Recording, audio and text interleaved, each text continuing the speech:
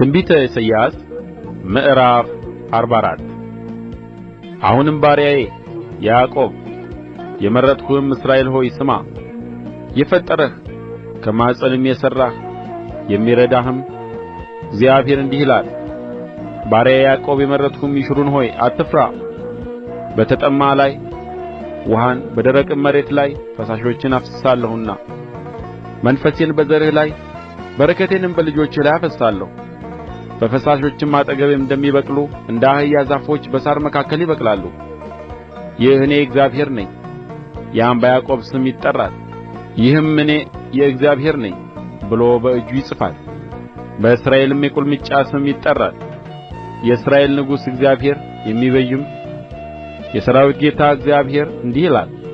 እኔ ፊተኛ ነኝ፣ እኔም ኋለኛ ነኝ። ከእኔ ሌላም አምላክ የለም። እንደ እኔ ያለ ማን ነው? ይነሣና ይጥራ ይናገርም። ከጥንት የፈጠርሁትን አሕዛብ ያዘጋጅልኝ። የሚመጣውም ነገር ሳይደርስ ይንገሩኝ። አትፍሩ አትደንግጡም። ከጥንት ጀምሬ አልነገርኋችሁምን? ከጥንቱ ጀምሬ አልነገርኋችሁምን? ወይስ አላሳየኋችሁምን? እናንተ ምስክሮቼ ናችሁ። ከእኔ ሌላ አምላክ አለን? አምባ የለም፣ ማንንም አላውቅም። የተቀረጸውን ምስል የሚሠሩ ሁሉ ከንቱዎች ናቸው። የወደዱትም ነገር አይረባቸውም፣ ምስክሮቻቸውም አያዩምና አያውቁም። ስለዚህ ያፍራሉ። አምላክን የሠራ ወይስ ለምንም የማይረባ ምስልን የቀረጸ ማን ነው? እነሆ ባልንጀሮቹ ሁሉ ያፍራሉ፣ ሠራተኞቹም ከሰዎች ወገን ናቸው። ሁላቸው ተሰብስበው ይቁሙ፣ ይፈራሉ፣ በአንድነትም ያፍራሉ። ብረት ሠሪ መጥረቢያውን ይሠራል፣ በፍምም ውስጥ ያደርገዋል። በመዶሻም መትቶ ቅርጽ ይሰጠዋል፣ በክንዱም ኃይል ይሠራዋል። እርሱም ይራባል ይደክምማል፣ ውኃም አይጠጣም ይታክትማል። ጠራቢውም ገመድ ይዘረጋል፣ በበረቅም ያመለክተዋል፣ በመቅረጫም ይቀርጸዋል፣ በመለኪያም ይለካዋል። በቤቱም ውስጥ ይቀመጥ ዘንድ በሰው አምሳልና በሰው ውበት ያስመስለዋል። የዝግባን ዛፎች ይቈርጣል፣ የዞጲንና የኮምቦልን ዛፍ ይመርጣል። ከዱር ዛፎችም መካከል ይጠነክር ዘንድ ይተወዋል። የጥድንም ዛፍ ይተክላል፣ ዝናብም ያበቅለዋል። ለሰውም ማገዶ ይሆናል፣ ከእርሱም ወስዶ ይሞቃል። አንድዶም እንጀራ ይጋግርበታል። ከእርሱም አምላክ አብጅቶ ይሰግድለታል። የተቀረጸውንም ምስል ሠርቶ በእርሱ ፊት ይንበረከካል። ግማሹን በእሳት ያቃጥላል፣ በዚያ በግማሹ ሥጋ ይበላል። ሥጋም ይጠብስበትና ይጠግባል። ይሞቃልና እሰይ ሞቅሁ፣ እሳቱን አይቻለሁ ይላል። የቀረውንም እንጨት አምላክ አድርጎ ምስል ይቀርጽበታል። በፊቱም ተጐንብሶ ይሰግዳል። ወደ እርሱም እየጸለየ አምላኬ ነህና አድነኝ ይላል። አያውቁም አያስቡም። እንዳያዩ ዓይኖቻቸውን እንዳያስተውሉ ልቦቻቸውን ጨፍነዋል።